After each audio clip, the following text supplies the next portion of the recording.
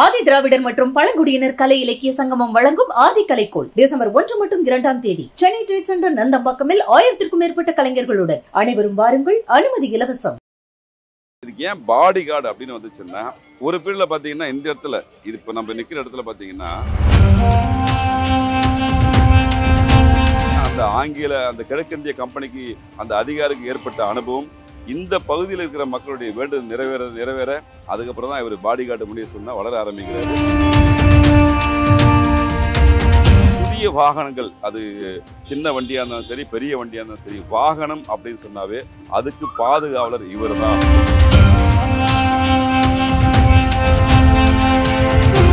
நம்ம வண்டிங்களுக்கு வாகனங்களுக்கெல்லாம் அவர் தான் மெயின். அவருக்கு பூஜை போட்டுட்டு தான் அடுத்து நம்ம வேலையை பார்க்கணும். இந்த வண்டிங்களுக்கு பூஜை போடும்போது ஆக்சிடென்ட் எதுவும் ஆகாது. ஆக்சிடென்ட் ஆகினாலும் பரவாயில்ல, உயிர் சேதம் இருக்காது. பிரம்மாண்டமா இருக்கிற சாமிக்கு தான் சக்தி அதிகம், சின்னதா இருக்கிற சாமி சக்தி குறைவெல்லாம் சொல்ல முடியாது. காவல் தெய்வங்களுக்கு என்றைக்குமே சக்தி மிக அற்புதமான சக்தி, உக்கரமான சக்தி உண்டு. சின்னதாக இருந்தாலும் கீர்த்தி பெறும். சாதாரணமாக கயிறு போட்டு முடி போட்டு விற்கிற கயிறு கிடையாது. இது அது அவ்வளோ பவர்ஃபுல்லான கயிறு. கண் திருஷ்டிக்கு இது கட்டிட்டு போனால் காற்று கருப்பு நமக்கு அண்டாமல் இருக்கும். உள்ள வரத்தை கொடுக்குறதுக்கு முக்கியமானவங்க தாலி வரத்தை கொடுக்குறது. அவர் கூடையே இட்டுட்டு வந்து நம்மளை பாதுகாப்பாக எடுத்துன்னு விட்டுட்டு பாதுகாப்பாக இட்டுட்டு போவார். அப்படி ஒரு கடவுள் கண்டிப்பாக அவரை கும்பிட்டுட்டு நீங்கள் போனீங்கன்னா அவர் இப்போ கூட உங்கள் கூட பக்கத்தில் கூட அவர் நிற்கலாம், உங்கள் பக்கத்தில் கூட நிற்கலாம். என்னை பேச வைக்கிறதே அவர் தான். சுருட்டு தான் மெயின். அதை வச்சு நம்ம கும்பிட்டாலுமே போதும். அவர் நல்ல ஒரு அவ்வளோ ஆசீர்வாதம். நான் உங்களை வணங்குறேன், ஆனால் எனக்கு எந்த குலசாமி தெரியல. உங்கள் மூலியமா என்னுடைய குலசாமியை கண்டுபிடிச்சு கொடுங்க, ஏன் சுட்டி விட வந்து கேட்டாலும் அதுக்கும் இவர் தயார். அன்பு வணக்கங்கள். இன்னைக்கு நாம பாடிகார்ட் முனீஸ்வரர் ஆலயத்தில் இருக்கோம். சென்னையில் அமைந்துள்ள பாடிகார்ட் முனீஸ்வரர் ஆலயத்துடைய அருமை பெருமைகள் என்ன, உள்ள இருக்கக்கூடிய ஐயாவுடைய சிறப்பு என்ன, அவர் என்ன மாதிரி இந்த நகரத்து மக்களுக்கு அருள்பாலிச்சுக்கிட்டு இருக்காரு அப்படிங்கிறதெல்லாம் பாலாறு சுவாமிகள் அவர்கள் நம்மோடு இணைந்துள்ளார்கள். அவர்கிட்ட கேட்டு தெரிஞ்சுக்கலாம். வணக்கம் சார். ஐயா வணக்கம். முனீஸ்வரர்ல நிறைய முனீஸ்வரர் நம்ம பார்த்துருக்கோம். ஜடாமுனி பார்த்துருக்கோம், பால்முனி பார்த்துருக்கோம். இந்த முனீஸ்வரர் பாடிகார்ட் அப்படிங்கிற பெயரோட இருக்காரு. வழக்கமா பாடிகார்டுங்கிறது ஒரு ஆங்கில பெயர். இந்த பாடிகார்ட் எப்படி இந்த முனீஸ்வரருக்கு முன்னாடி அடைமொழியா வந்தது, அந்த வரலாறு என்ன சொல்லுங்க? இப்போ பொதுவாக பார்த்தீங்கன்னா 1860 அந்த காலகட்டத்தில் கிழக்கிந்திய கம்பெனிகள் இங்கே இருக்கும்போது முதல்ல பார்த்தீங்கன்னா தலைமை செயலத்துலாம் இருந்திருக்கு. ஆக்சுவலாக அங்கேருந்து தான் அதுக்கப்புறம் இடம்பெயர்ந்து இங்கே வந்திருக்கு. உண்மையை சொல்ல போனால் அன்றைய ஆட்சியாளர்கள் வந்து நிறைய ஒரு சில சங்கடங்களான சூழ்நிலையை வந்து இந்த கோயிலுக்கு ஏற்படுத்தியிருக்காங்க. இங்கேருந்து இடம் மாற்றணும், வேற இடத்துல கொண்டு போகணும் அப்படின்ற முயற்சியில் அன்றைய ஆங்கில அதிகாரிகள், கிழக்கிந்திய கம்பெனி அதிகாரிகள் ஈடுபட்ட போது அவருக்கு உடல் ரீதியான ஒரு சில சிக்கல்கள் வந்திருக்குது. பட் அப்போ இங்கிருந்த பகுதியில் இந்த மக்கள் அதை அவர் குறிப்பிட்டு அவர்கிட்ட சொல்லியிருக்காங்க, ஐயா அந்த மாதிரிலாம் இருக்கக்கூடாது, அவர் சக்தி வாய்ந்த ஒரு முனீஸ்வரன், அதனால் தெய்வ வழிபாட்டை நீங்கள் குறிக்கிறது அவ்வளோ நல்லா இல்லை அப்படின்னு வலியுறுத்தி சொல்லியிருக்காங்க. அந்த சமயத்தில் தான் அவரும் அதை உணர்ந்திருக்காரு. தன்னுடைய உடல்நிலை நல்லான்னு சொல்லிட்டு அவரும் வேண்டும் போது உண்மையிலே அவருக்கு குறிப்பிட்ட காலகெடுக்குள்ளேயே ரொம்ப அருமையான ரிசல்ட் கிடச்சிருக்கு. உடல்நிலையில் மிகப்பெரிய முன்னேற்றம் வந்தவுடனே அவரும் இதுக்கான சக்தியை உணர்ந்திருக்காரு. சரி பரவாயில்ல அப்படின்னு சொல்லிட்டு இதே இடத்துல இருந்துட்டோம் அப்படின்னு சொல்லிட்டு முடிவு பண்ணியிருக்காங்க. இன்னும் குறிப்பிட்டு சொல்ல போனால் இதுக்கு ஏன் பாடி கார்டு அப்படின்னு வந்துச்சுன்னா, ஒரு பீரியட்ல பார்த்தீங்கன்னா இந்த இடத்துல இது இப்போ நம்ம நிற்கிற இடத்துல பார்த்தீங்கன்னா இந்த பேருந்துகளுக்கு முன்பகுதி இந்த பாடி கட்டுற ஒரு விஷயமும் இந்த இடத்துல நடந்திருக்கு. அப்போது தலைமை செயலர் இந்த முனீஸ்வரனை இங்கே வந்து பிரதிஷ்டை பண்ணியிருக்காங்க. குறிப்பாக சொல்ல போனால் வடார்காடு மாவட்டம் தான் மேக்சிமம் இந்த பக்கம் இந்த கோயில் இருந்திருக்கு. எப்படின்னு கேட்டிங்கன்னா இந்த சாமி அங்கிருந்து தான் கொண்டு வந்திருக்காங்க. ஏன்னா முனீஸ்வரன்ன்றது இந்த வடார்காடு தென்னார்காடு மாவட்டம் தான் முனீஸ்வரன் பெயர் இருக்கும். தென் மாவட்டத்தில் போனீங்கன்னா பாண்டிமுனி, கருப்புசாமி அந்த மாதிரி பேரில் அழைக்கப்படலாம். ஆனால் முனீஸ்வரன்றது ஸ்பெசிஃபிக்காக இது. அப்போது இந்த இடத்துல ஒரு சக்தி வாய்ந்த ஒரு ஸ்தலமாக அமரும் போது, வழிபாடு அதிக அளவு பண்ணும்போது இதே பேர் தான் இங்கே பாடி கட்டதுனால இங்கே இருக்கிற தொழிலாளர்கள், இங்கே இருக்கிற அதிகாரிகள் எல்லாருமே இவரை வணங்கிட்டு வந்து அதுக்கப்புறம் அவருடைய பணியை செய்யும்போது அந்த பணிகள் மிக சிறப்பாக அமைஞ்சிருக்கு. அதனால் ஒட்டுமொத்தமாக அவர் என்ன பண்ணிட்டாங்க, பாடிகார்ட் அப்படி முனீஸ்வரன் ஒரு பேரை கொண்டு வழக்கு பெயராக மாறி போச்சு. அவருடைய இயற்பெயர் வந்து அது கிடையாது. முனீஸ்வரன் தான் அவருடைய இயற்பெயர். வடார்காடு மாவட்டத்திலிருந்து கொண்டு வராங்க. அந்த வம்சாவழிகள் சென்னையை நோக்கி தன்னுடைய பிறப்பிடமாக வாழ்விடமாக இங்கே நோக்கி வரும்போது தங்களுடைய குலசாமியும் இங்கே இருக்கணும் அப்படின்றதுக்காக தான், அந்த நோக்கத்துக்காக தான் அவங்க எடுத்து சிறிய வழிபாட்டு முறையில் தான் ஆரம்பிச்சிருக்கு. அதுக்கப்புறம் பார்த்தீங்கன்னா அந்த கிழக்கிந்திய கம்பெனிக்கு அந்த அதிகாரிக்கு ஏற்பட்ட அனுபவம் இந்த பகுதியில் இருக்கிற மக்களுடைய வேண்டுதல் நிறைவேற அதுக்கப்புறம் தான் இவர் பாடி கார்டு முனீஸ்வரனா வளர ஆரம்பிக்கிறாரு. அவருடைய அருமை பெருமைகள் வெளியே தெரியுது. இன்னும் பார்த்தீங்கன்னா சென்னையில் பெரும்பான்மையான இடத்துல வந்து காவல் தெய்வங்கள் அங்கங்கே உண்டு. அப்போது இந்த பகுதிக்கு கடற்கரை ஒட்டி இருக்கிற இந்த பகுதிக்கு முக்கியமான காவல் தெய்வமாக நம்ம முனீஸ்வரன் பாடி கார்டு முனீஸ்வரன் இருக்காரு. விபத்துகளை தவிர்க்கக்கூடிய மிகப்பெரிய சக்தியாக தான் எங்கள் மக்களால் பார்க்கப்படுது. 1000 விஷயங்கள் இருந்தாலும் ஒரு வண்டி வாங்கணும், புதுசான ஒரு வண்டி வாங்கினா கஷ்டப்பட்டு வாங்கியிருக்கிறேன், இதை நல்லபடியாக கொண்டு போகணும், என்னோட கைவிட்டு விட்டு போகக்கூடாது, விபத்துகள் அதிகமாக நடக்கக்கூடாது, மென்மேலும் பெருகணும் அப்படின்னு நினைக்கிற எல்லாருமே இங்கே வந்து பார்த்தீங்கன்னா தன்னுடைய வாகனத்துக்கு பூஜை பண்ணுவாங்க. அந்த நம்பிக்கை பன்மடங்காக பெருகி போச்சு. அது வந்து பார்த்தீங்கன்னா உண்மையிலே இயல்பாகவும் நடக்குது. விபத்துக்களை தடுக்கக்கூடிய ஒரு மிகப்பெரிய முனீஸ்வரராகவும் இந்த முனீஸ்வரர் இருக்கிறதுனால தான் பாடி கார்டு முனீஸ்வரன் இந்த பகுதியில் காஞ்சிபுரம், செங்கல்பட்டு எங்கிருந்தாலும் புதிய வாகனங்கள், அது சின்ன வண்டியாக இருந்தாலும் சரி, பெரிய வண்டியாக இருந்தாலும் சரி, வாகனம் அப்படின்னு சொன்னாவே அதுக்கு பாதுகாவலர் இவர் தான் அப்படின்னு உண்மையிலே நம்பப்படுது. அவங்களுக்கான நிகழ்ச்சிகள் நடக்குது. அதே மாதிரி குழந்தை பேர் சம்பந்தமாகவும் குறிப்பிட்ட எனக்கு ரொம்ப வருஷமாக நீண்ட காலமாக குழந்தை பேர் இல்லை அப்படின்னு சொல்லும் போதும் இந்த பாடி கார்டு முனீஸ்வரர்கிட்ட வேண்டும் போது நடக்குதுன்னு சொல்லிட்டு இங்கே இருக்கிற பெரும்பான்மை மக்கள் சொல்கிறாங்க. உண்மையிலே காவல் தெய்வங்களுக்கு சக்தி அதிகம். இவருடைய சிவனுடைய அம்சம். குலசாமி இல்லாமல் எதுவுமே கிடையாது. நம்முடைய முதன்மையான தெய்வமே குலசாமி தான். ஆனால் இந்த சென்னையை காக்கக்கூடிய தெய்வம், சென்னையை முழுமையாக காத்து விபத்துகள் ஏற்படாமல் தடுக்கக்கூடிய முக்கியமான தெய்வம் தான் இந்த பாடி கார்டு முனீஸ்வரர். ஐயா, இப்போ பாடி கார்டு முனீஸ்வரர் ஐயா பற்றி நீங்கள் சொன்னீங்க. பக்கத்துலேயே பாடி கார்டு அப்படின்னு சொல்லிட்டு ஒரு மசூதி ஒன்று இருக்குது, பாடி கார்டு மசூதி அப்படின்னு சொல்லிட்டு. இந்த ஸ்தலத்துக்கும் அந்த மசூதிக்கும் என்ன தொடர்? ஆக்சுவலாக அப்போது கிழக்கிந்திய கம்பெனியில் ஒர்க் பண்ண இஸ்லாமியர்ஸும் நிறைய பேர் ஒர்க் பண்ணாங்க. அவங்க எல்லாமே தீவுத்திடல் தான் தங்க விட்டுருப்பாங்க.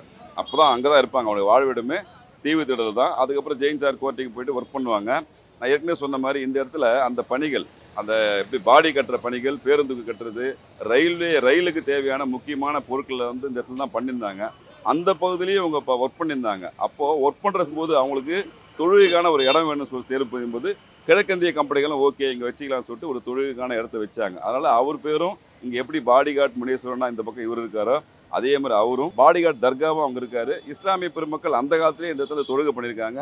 இப்போ நம்ம இந்துக்கள் வந்து இங்கே ஏற்கனவே பூஜை பண்ணி ரெண்டுமே அதாவது மத நல்லெண்ணத்துக்கு ஒரு முக்கியமான ஒரு எடுத்துக்காட்டாகவும் அந்த காலத்தில் கிழக்கிந்திய கம்பெனி இருக்கும்போதே அந்த மாதிரி ஒரு சூழ்நிலை நம்ம தமிழ்நாட்டில் நிலவு இருக்கு. இப்போ இந்த பாடி கார்டு முனீஸ்வரர் ஆலயத்துக்கு யாரெல்லாம் கண்டிப்பாக வரணும்னு நினைக்கிறீங்க? இல்லை, இவங்க குலசாமின்றது நம்மளுக்கு எப்போ ரொம்ப நம்ம பலமுறை வலியுறுத்தி சொல்கிறோம்.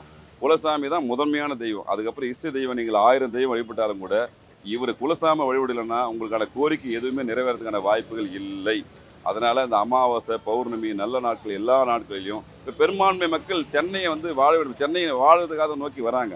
அப்போது அவங்க குலசாமி கூடவே இருக்கணுன்றதுக்காக தான் ஆங்காங்கே அவங்களுடைய குலசாமி பிரதேசப்பட்ட நிகழ்வு நடக்குது. அப்படி ஒரு மிக பிரம்மாண்டமான சக்தி வாய்ந்த தெய்வம் தான் இந்த முனீஸ்வரன்.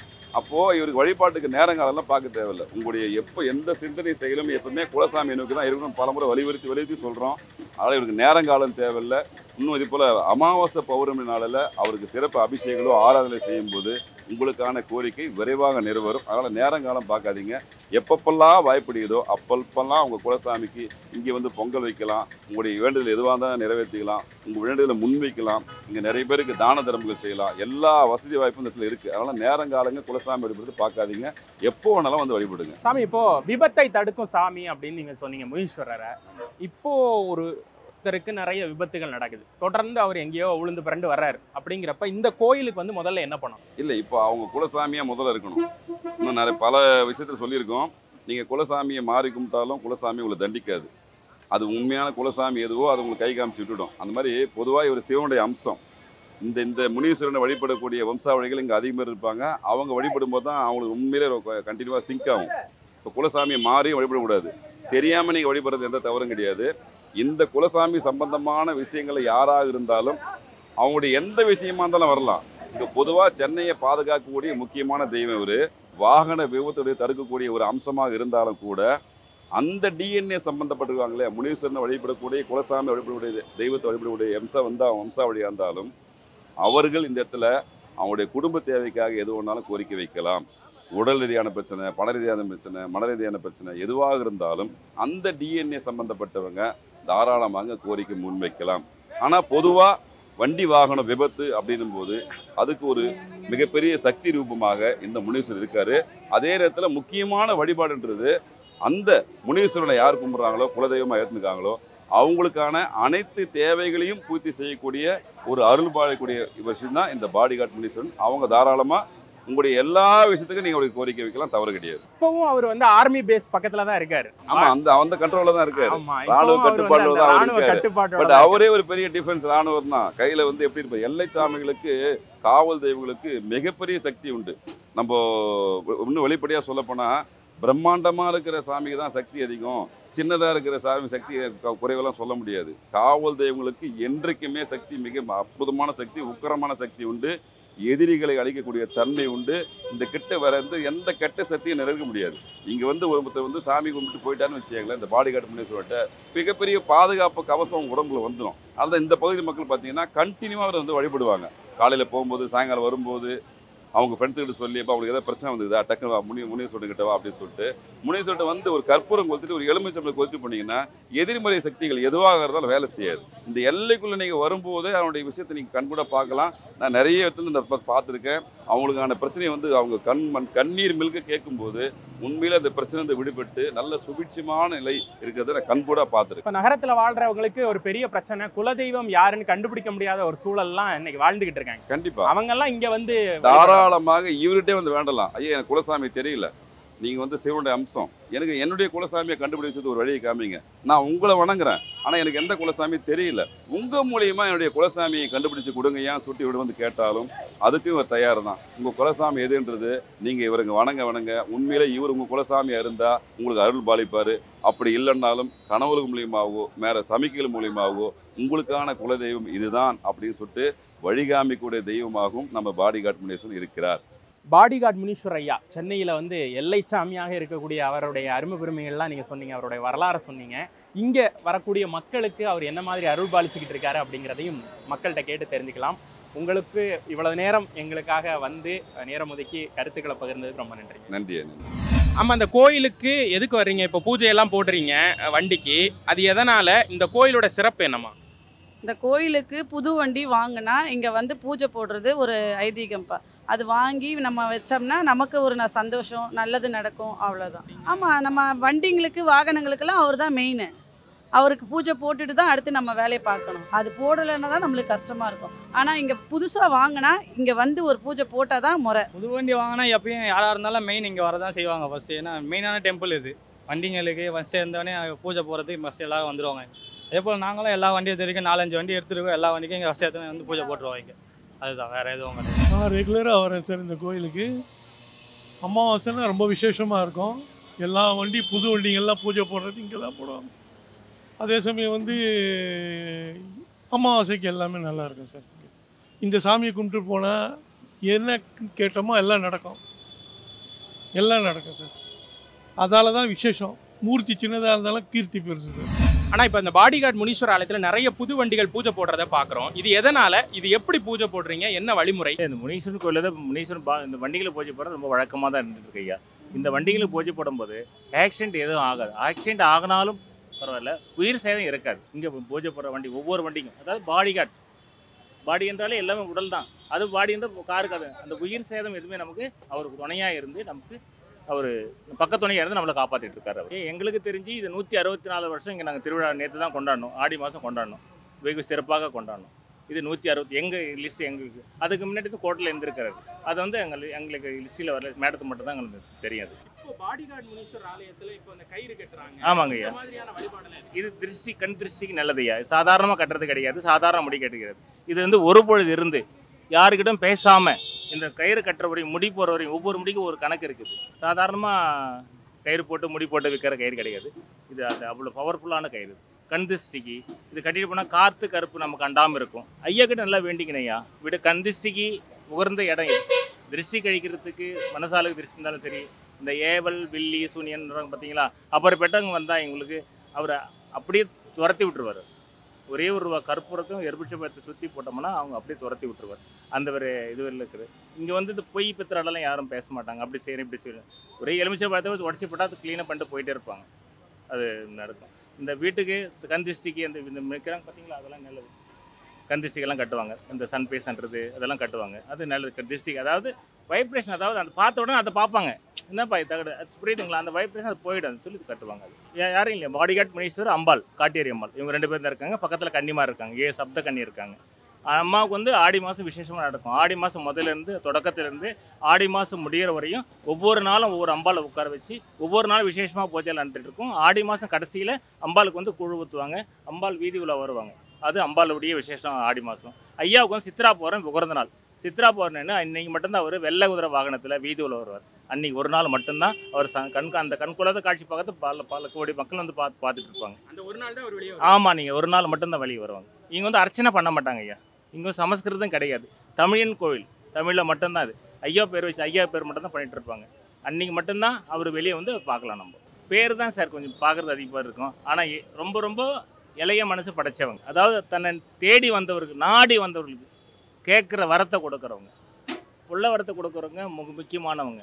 தாலி வரத்தை கொடுக்குறவங்களுக்கு, சரி கல்யாணம் ஆகாத பசங்க இருக்காங்க பார்த்தீங்களா, லேடி ஆண் பண்ண சரி, அம்மா எனக்கு இது போல் நடந்துகிட்ருக்கு, எனக்கு 5 வருஷம் 6 வருஷம் தேடிட்டு இருக்காங்க, எதுவுமே செட் ஆகலை, நீ தான் நடத்தி கொடுங்கன்னு சொன்னால் கண்டிப்பாக ஒரு 6 மாதம் 1 வருஷத்துக்குள்ளே கல்யாணம் விசேஷமும் சரி, 2வது அந்த புள்ள வரமும் சரி அருமையாக கொடுத்துட்ருக்காங்க அவங்க. ஐயா இவர் குலதெய்வம் ஐயா.